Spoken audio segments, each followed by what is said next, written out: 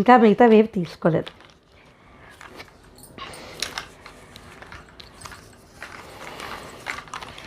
ఇంకా మిగతావి కూడా ఇలాగే ఉంటాయి అని. ఇదిగో ఇప్పుడు ఇది చూసారా, ఇది మనకి ఒక షేప్కి వచ్చింది. ఇప్పుడు ఆఖరిది పెట్టేసామంటే, ఒక్క నిమిషం, ఇదిగో మనకి సౌండ్ ఇప్పుడు ఇలా ఆడుకోవచ్చు. ఇలా కూడా మనకి ఇది చైన్స్ కదా, ఒక చైన్ ఇక్కడి నుంచి ఇక్కడ దాకా చైనే కదా.